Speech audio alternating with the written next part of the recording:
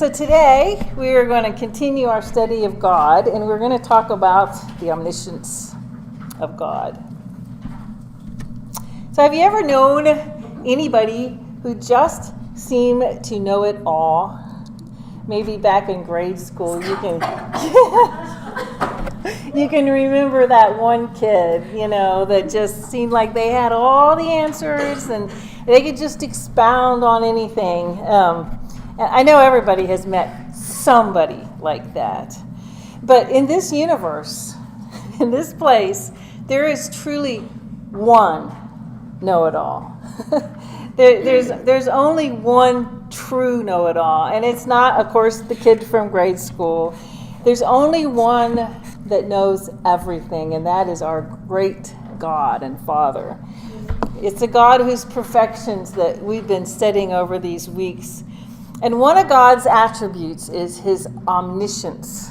And whenever we get to pick up the study again, when I get back, Lord willing, we will continue and talk about several omnis. There's 3 omnis we're going to talk about. And omnipotence, it means that God is all-powerful. And omnipresence means he exists everywhere simultaneously. But today we're going to focus on God's omniscience. And omniscience is a big word that sometimes gets hard to pronounce, but it can be broken down into 2 smaller words, which is omni, which means all, and science, which means the state of knowing or knowledge. So when we talk about God's omniscience, we're talking about God's all-knowingness, or that our God is all-knowing. A very simple definition of God's omniscience refers to his perfect knowledge of all things, both actual and potential. The omniscience of God means that that there is absolutely nothing that God does not know. There's no information anywhere, no set of data anywhere that exists outside of his knowledge. There's nothing. And that he doesn't depend on anybody else outside of himself for knowledge of anything. And we're not like that at all.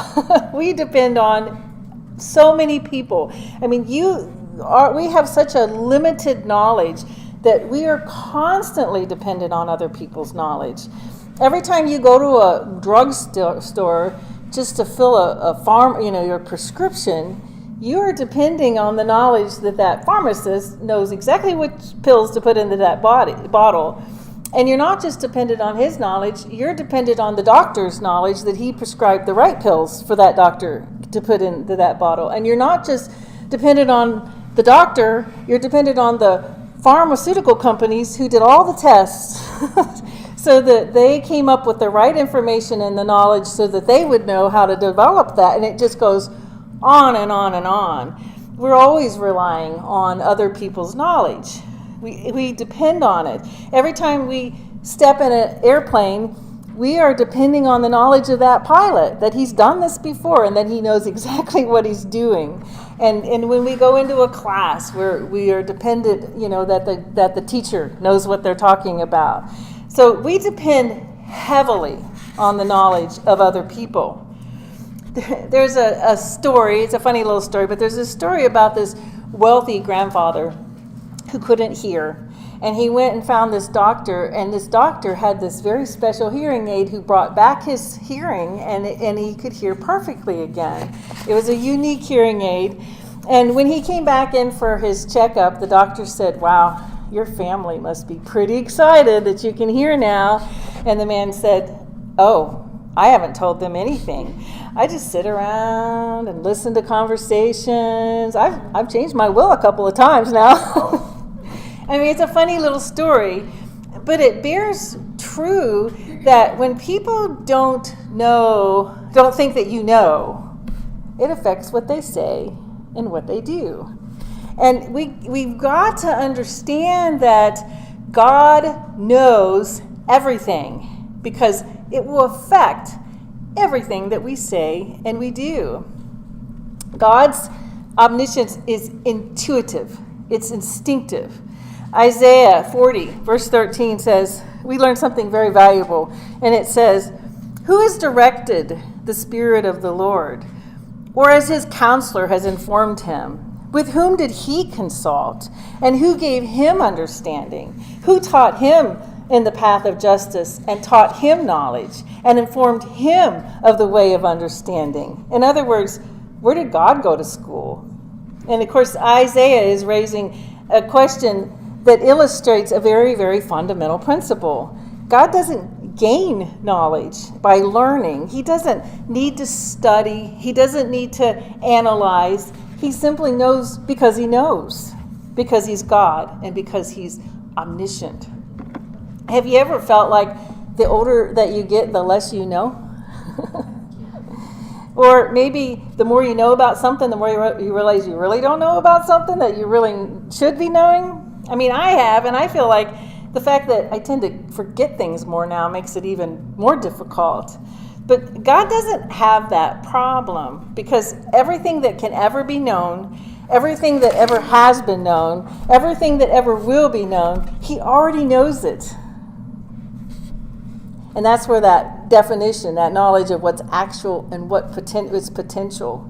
Matthew 10:30 tells us he knows how many hairs are on our head. And he knows when you combed your hair this morning and there were hairs on your comb, he knows how many came out. So he knows now how many hairs are on your head. And he doesn't have to sit around counting your hairs all the time. He just knows it. He just knows it. And he doesn't have to accumulate information. It's intuitive. It's just instinctive. And I think women tend to be very intuitive. And sometimes I think women are maybe more intuitive about their children and their needs than men are.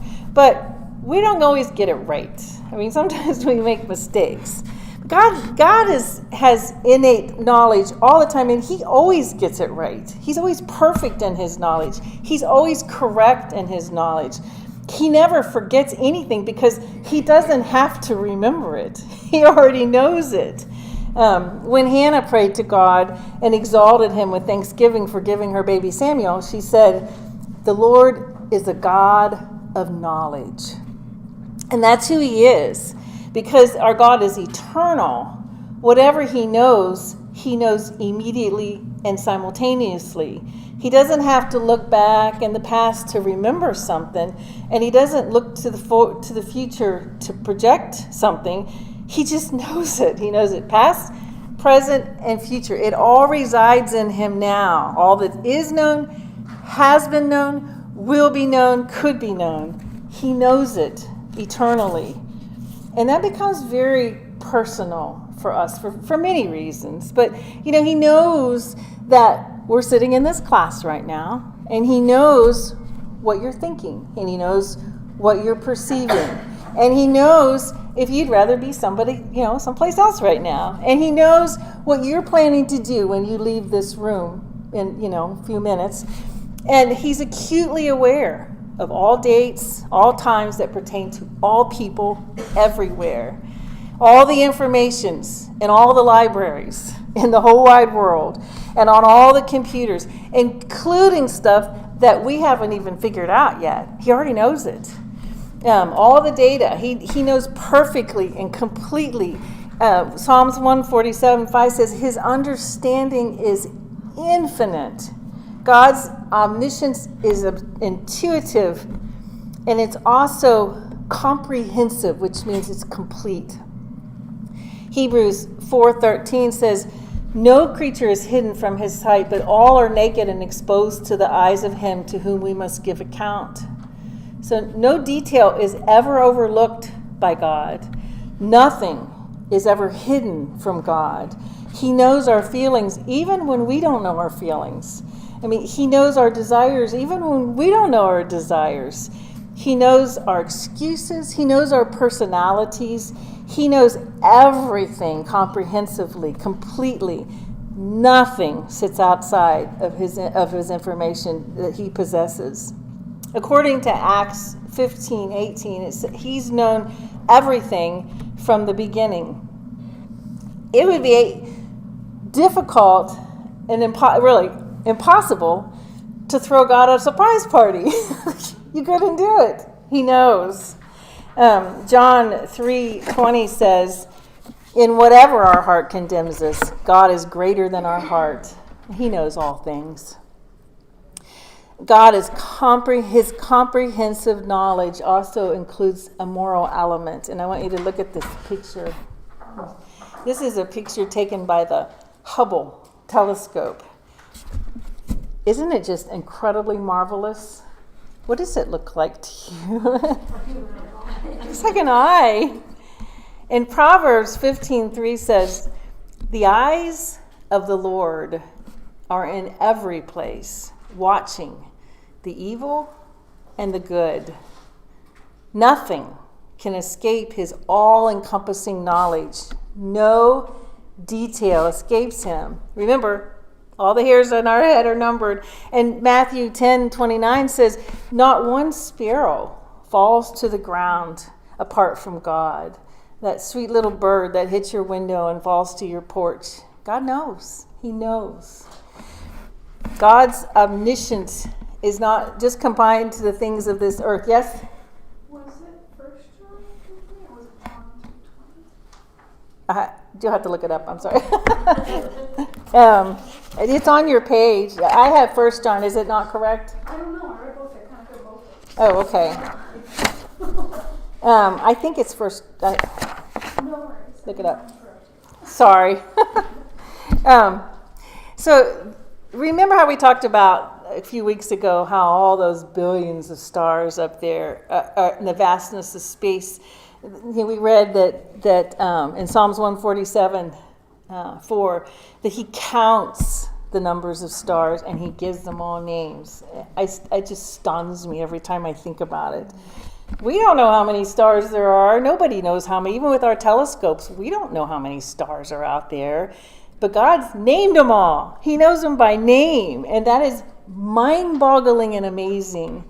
God sees everything that's done, whether it's in secret or in the public. Psalm 139:12 says, even the darkness is not dark to you, and the night is as bright as day. Darkness and light are alike to you.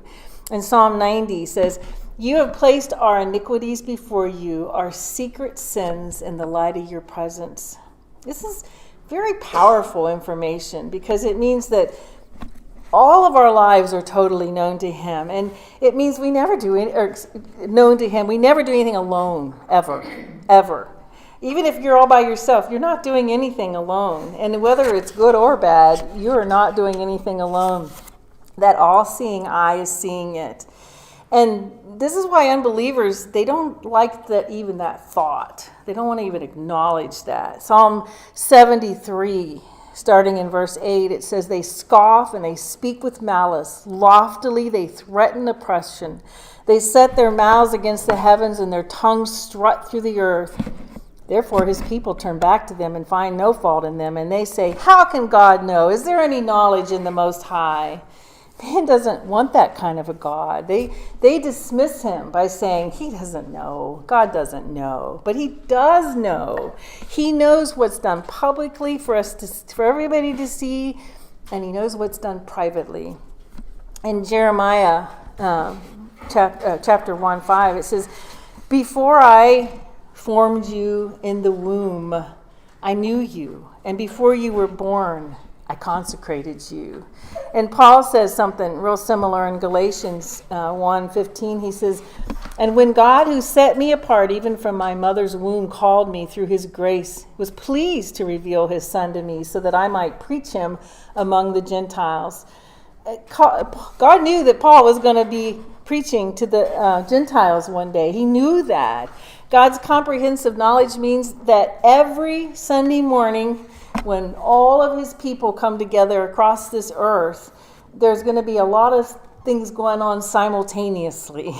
And preachers are going to preach, and people are going to be praying, and people are going to be singing, and it's all going to be happening at the same time, and God's going to hear every single word individually, in every language, and know it and hear it.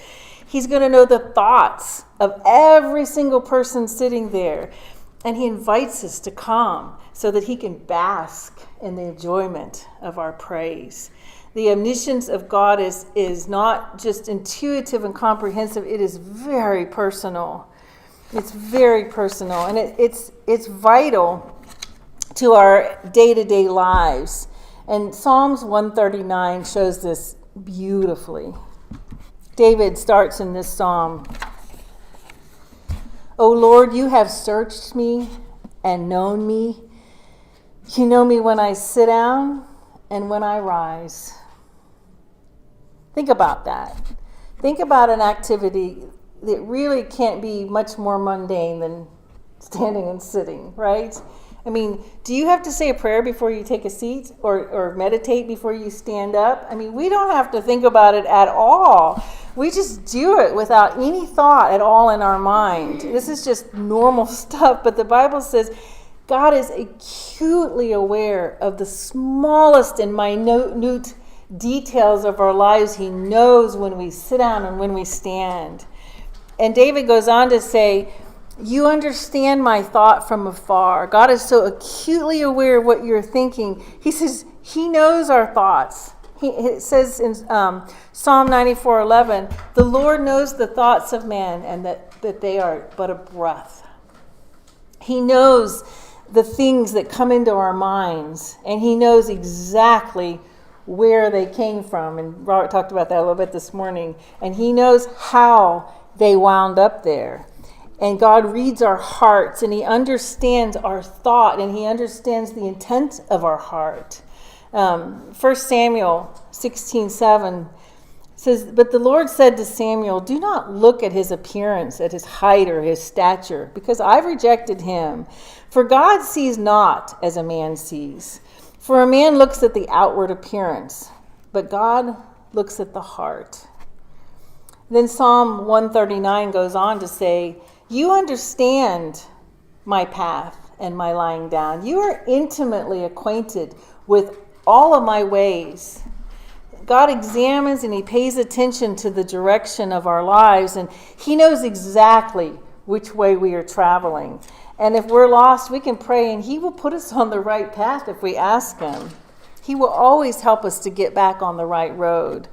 Psalms 139:4 goes on to say that even before there's a word on my tongue, behold, O Lord, you know it all. He knows the thoughts before they enter our mind, and he knows the words before they even hit our tongue. David goes on to say in verse 5, "You have hedged me in. Behind and before you have laid your hand on me." And he's saying, I am locked in by your knowledge of me. I have nowhere to run. I have nowhere to hide. God knows everything that's related to our personal lives. And actually, I think that's good news because it means he understands us. Have you ever been misread? Your motives been misread? Have you ever been misunderstood? Have you ever had anybody get upset with you because of something that they perceived that wasn't at all what you meant or thought or said? I mean, it is painful to go through something like that. But God knows exactly what you did. I take a lot of solace and peace in that God knows my heart, and he knows my intent, and he knows what I'm thinking, even if somebody else is misreading your motives, God always knows the true story.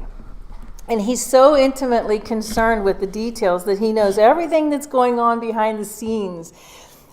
I know you've heard people say, "Oh, I just need to go find myself." Maybe you've even had that thought before, If you're ever feeling lost and like you just need to go find yourself, go to God, because he knows exactly who you are.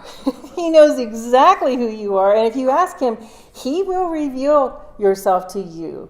And you may not even like what you see.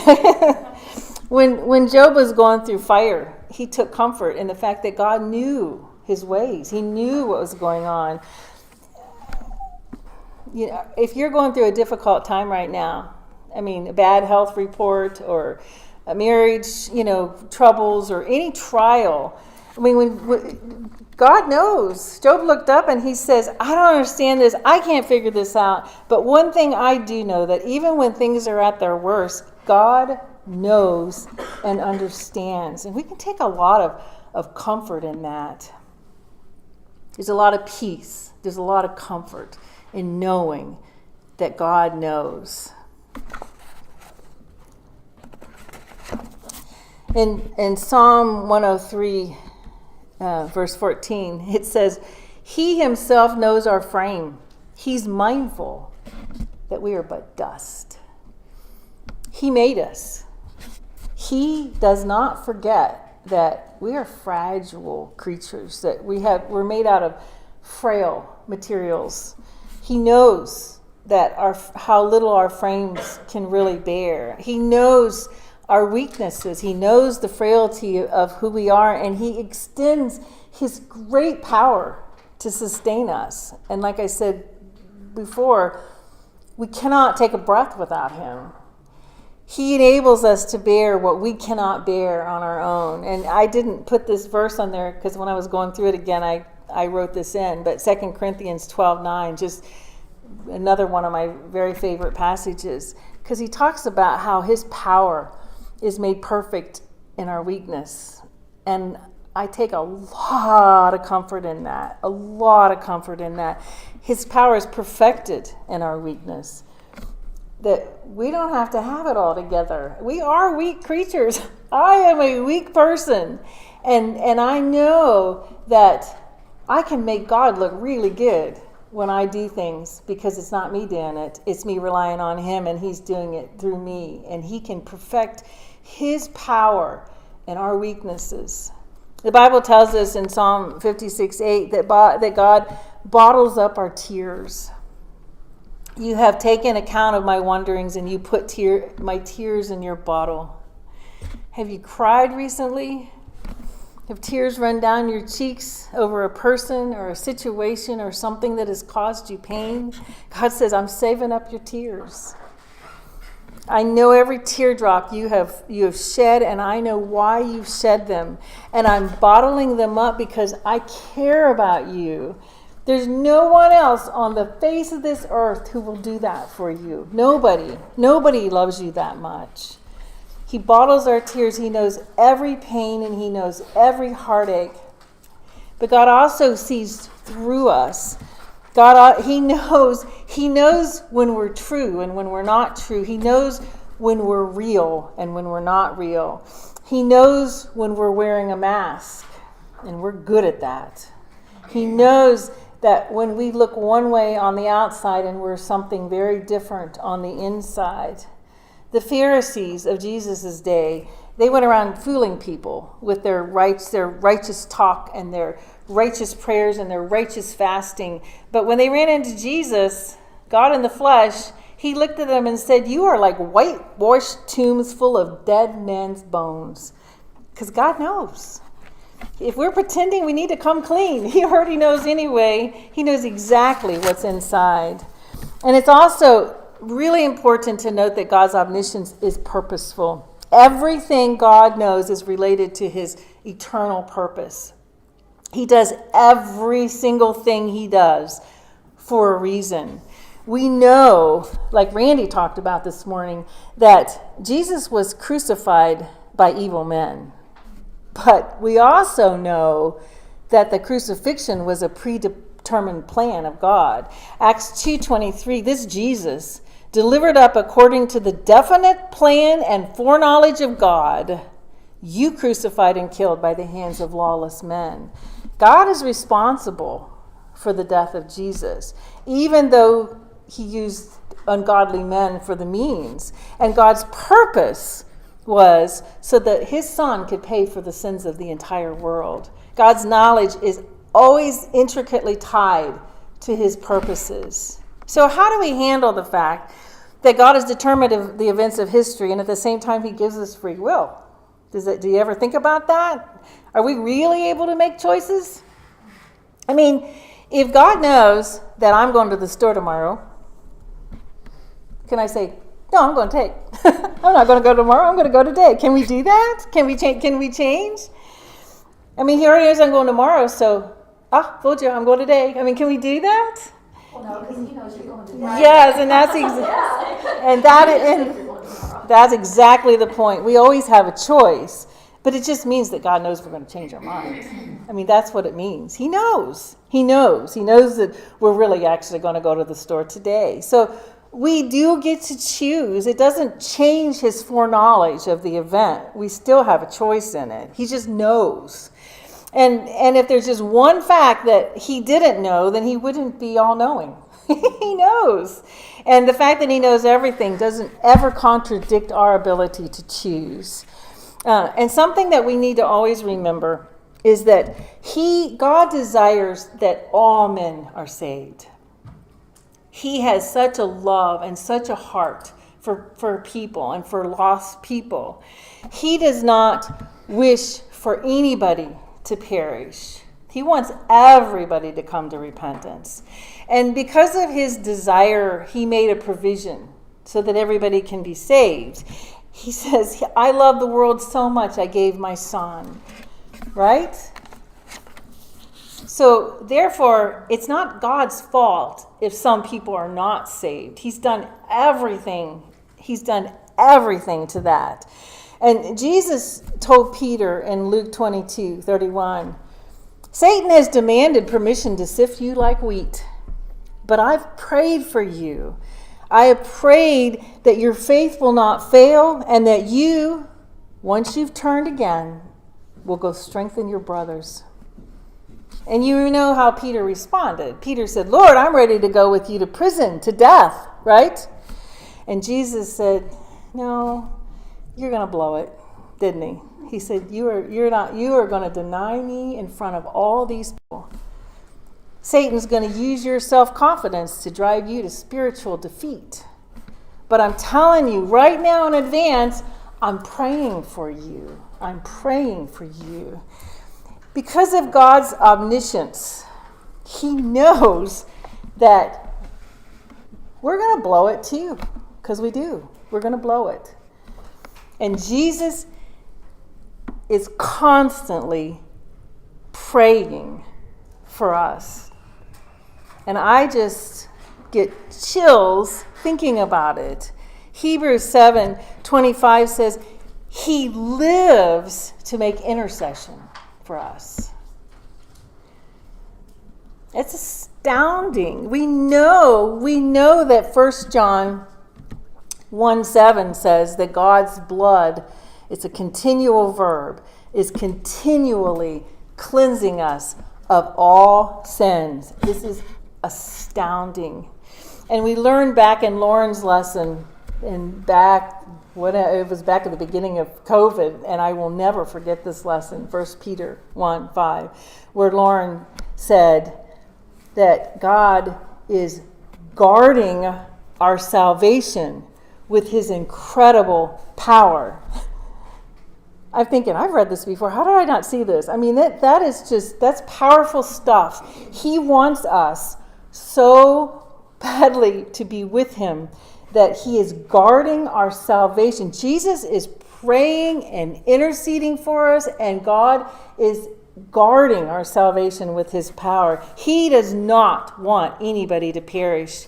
And we know that Jesus' prayer was answered, don't we? Because Peter did turn back, and he did go and strengthen his brothers. And we know that Jesus took him back and completely forgave him, that Jesus' prayer was completely answered, that God has done everything possible to take us to live with him in heaven.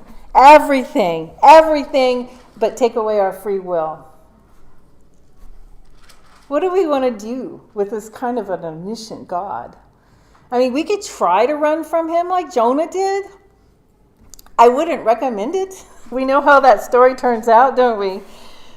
We can be like David and run to him and acknowledge who he is. David says, such knowledge is just too wonderful for me. It is. As you get to know your God, such knowledge is just too wonderful. He went on to say, there's no place that a man can hide from God. But that didn't scare David at all. In verse 17, he talks about how precious God's thoughts are towards him. God does love us despite our failures. We are weak people, and we fail, and we blow it. And if we mess up, he says, I'll take you back. Just come back. I'll take you back. His love is everlasting.